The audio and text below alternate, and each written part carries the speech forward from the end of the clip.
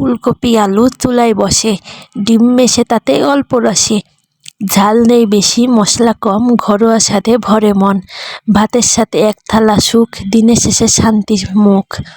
আমি এখানে একটা ডিম গুলাই নিছি, শুধু লবণ আর একটু চিলি ফ্লেক্স দিয়ে আর একটু লবণ দিছি।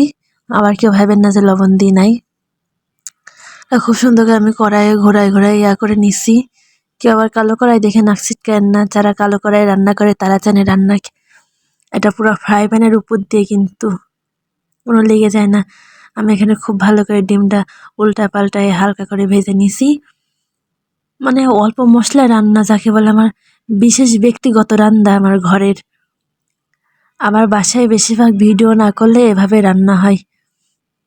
আমি ডিম ভাজে নিছি, এখানে বড়ি ভাজতে দেবো। আমি কিন্তু ওই 3 টেবিল চামচ মতো, চা চামচের 3 টেবিল চামচ মতো আমি দিছি, তেল দিছি।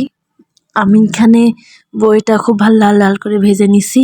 আমার অল্প তেল আছে, দেখতে পাচ্ছেন নিচে কতটুকু তেল লেগে আছে। এখানে আমি হাফ চামচেরও কম আদা রসুন বাটা দিছি, লবণ আর হলুদ আর কাঁচামরিচ। বড়িটা আমি কষাই নিছি। যেহেতু আমার অল্প সবজি, সেহেতু বড়িটা একটু আগে, আপনারা যদি বেশি সবজি রান্না করেন তাহলে একসঙ্গে দিবেন, আলাদা দিবেন না। আমি এখানে ফুলকপি আর আলু কেটে নিছি, এটা দিয়ে দিলাম। আপনাদের আমার ভিডিওটা কেমন লাগে সেটা অবশ্যই কমেন্ট করে জানাবেন, আর বেশি বেশি করে লাইক কমেন্ট শেয়ার করবেন, আর আমার পেজটা ফলো দিয়ে রাখবেন, আর ইউটিউব থেকে দেখলে সাবস্ক্রাইব করে রাখবেন। আমার এখানে খুব সুন্দর করে আমি নেড়েচেড়ে দিছি। প্রত্যেকটা গায়ের সঙ্গে কিন্তু মশলা লেগে গেছে। আর অল্প মশলা দেখে কেউ না আসিস কেন না, রান্না কিন্তু অনেক দারুণ লাগে খাইতে। একদিন এভাবে অল্প মশলা দিয়ে করে খেয়ে দেখবেন, এত ভালো লাগে তা বলার বাহিরে।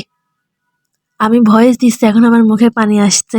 মানে এই ধরনের খাবারগুলা খাইতেও দারুণ লাগে। আমাদের বাসায় তো সবসময় এই ধরনের খাবারই হয়, মশলা কম দিয়ে। ওই ভিডিও খেতে একটু মশলাটা বেশি দেওয়া হয়, এত পরিমাণ মতো দেওয়া হয়, আমরা মশলা খাই না বললে চলে। এটা কিন্তু আমার ঘরের ব্যক্তিগত রান্না। আমি এখানে ফুলকপি কষায় ভালো করে সিদ্ধ করে নিছি, আর ডিম দিয়ে ফুটায় পানি ঝোল কমায় নিব। আমার সুন্দর করে ফুটে গেছে। আমি আমার ভাজা জিরা গুঁড়া দিয়ে দিলাম।